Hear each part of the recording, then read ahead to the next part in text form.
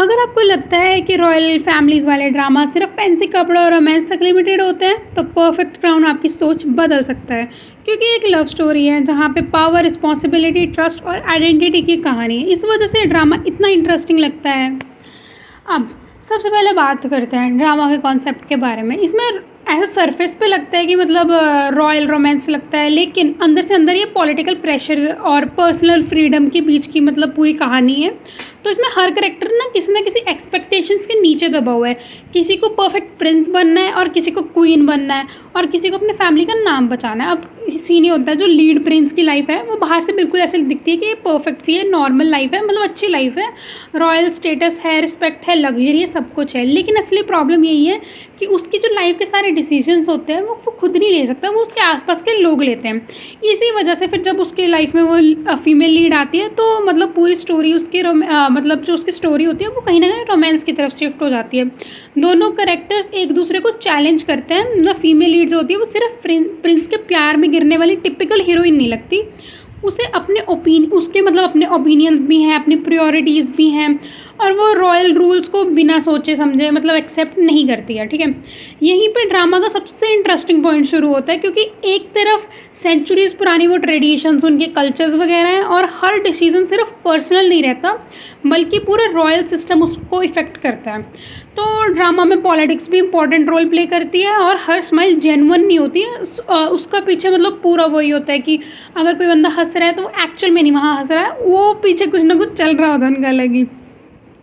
तो इस वजह से जो ऑडियंस है उसको बार बार लगता है कि अब सब ठीक हो जाएगा, अब सब ठीक हो जाएगा, लेकिन अगले मोमेंट पे कोई नया कॉन्फ्लिक्ट आ जाता है। रोमांस की बात करें तो ये स्लो बर्न स्टाइल का है, और जो रिलेशन ट्रस्ट के थ्रू बिल्ड हो रहा है, तो सिर्फ अट्रैक्शन के थ्रू नहीं है। दोनों करेक्टर्स एक दूसरे की वीकनेसेस देखते हैं और धीरे धीरे समझने लगते हैं कि परफेक्ट दिखना और परफेक्ट होने में बहुत डिफरेंस होता है। मतलब ड्रामा का विजुअल रिप्रेजेंटेशन भी काफ़ी स्ट्रॉन्ग, मेरे को काफ़ी स्ट्रॉन्ग लगा। I don't know why Korean people they don't like this, पता नहीं वो क्या फॉल्ट दिखा, मैंने पूरी कंट्रोवर्सी नहीं देखी है, but to be honest I just love this drama. मतलब मेरे को इसका मेल लीड इतना ज़्यादा अच्छा लगता था, मतलब लगता है वेरी गुड। मतलब एक्टिंग, लुक्स, विजुअल्स सब बढ़िया हैं।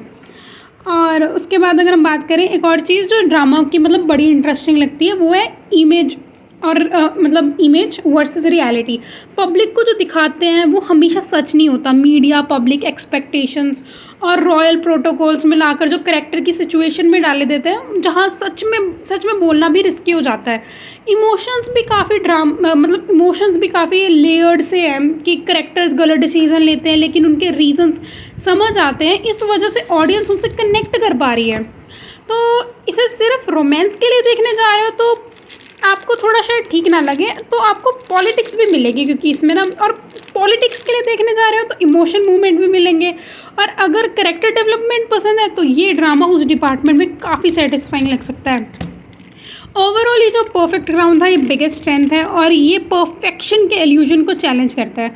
मतलब yes, it was a type of perfect drama, मेरे को तो बहुत ही पसंद आया। इसके सिर्फ मेन कैरेक्टर्स नहीं, इसके साइड कैरेक्टर्स, इसका सब कुछ बहुत बढ़िया था। मैं तो कहती जिस ड्रामे में ब्योक वोक सू होगा ना, मतलब जो इसका नाम है, हाँ तो वॉच दैट ड्रामा भाई, मेरे को तो बहुत ही ज़्यादा पसंद है। मतलब इसने जहाँ पे विलन का भी रोल किया हुआ है ना, इसकी एक मूवी थी जिसमें मूवी सीरीज़ थी, इसने विलन का रोल किया। मैंने तो वहाँ से देखना शुरू किया हुआ है, और मैं लेजिट बता रही हूँ, चाहे विलन का रोल करे चाहे हीरो का रोल करे, ही इज़ द बेस्ट भाई। ये ड्रामा जितना बढ़िया था ना, मेरे को कोई ड्रामा आज तक, मतलब हाँ इसके अलावा मेरे को एक वो बिजनेस प्रपोजल अच्छा लगा, एक लवली रनर, और मैं बता रही हूँ मेरे ये 3 ड्रामा मेरे को इतने ज़्यादा पसंद आए हैं जिसका कोई हिसाब नहीं है। लवली रनर और ये तो मेरे को इसीलिए पसंद आया बिकॉज ब्रो विजुअल्स हैं भाई के पास, बहुत तगड़े विजुअल्स हैं। पता नहीं लोग क्यों नहीं एक्टिंग देख रहे हैं, मेरे को बहुत पसंद आई थी, जेन्युइनली बहुत अच्छी एक्टिंग थी इस बंदे की। तो अरे और मैं एक बात बताती हूँ, आई वॉज नेवर अ के drama lover, I was literally never a के ड्रामा लवर। मेरे को लगता था कि हमें इंडियन देखना चाहिए ना, ऑब्वियसली हम इंडियंस हैं तो हमें इंडियन देखना चाहिए, but why are we watching this? And अब मुझे समझ में आ रहा है why are we watching this. भाई जो इमोशनल डेप्थ है, जो मज़े आते, मतलब मज़े क्या आता है यार, they raise our expectations. Girls go for it, हमें अपने स्टैंडर्ड्स कम रखने हैं, और लोगों को भी देखना चाहिए यार। मतलब तुम देखो वो कैसे ट्रीट करते हैं, कैसे करने हैं, एंड आई अप्रिशिएट इट। लड़के अच्छे तरीके से ट्रीट करते हैं, लड़कियां भी ऑब्वियसली करती है, से निकल के वो टिपिकल चीजों से निकलती है ना, वहाँ पे तो हम मेन डोमिनेटिंग है अभी तक भी। भाई स्टैंडर्ड लो रखने वाली लड़की नहीं हमेशा अच्छी होती है। मतलब तुमने पता लगे सारी इच्छाएं मार ली जस्ट बिकॉज़ तुम स्टैंडर्ड में मेंस हो सको ना, never be like them bro, be like them, they are legit very good. मतलब वो एक दूसरे को सपोर्ट करते हैं, मेंटली सपोर्ट करते हैं, मतलब कैसे नहीं यार। मैं ऐसा कोई इंडियन सीरियल पे बना देना, मैं तो हाइप करते करते उसको थक जाऊँ, बट ऐसा इंडिया में हो ही नहीं सकता। मुझे नहीं पता इंडिया वाले कब मूव ऑन करेंगे ये सास बहू और ननंदों के ड्रामे से। मैं तो थक चुकी हूँ देख के।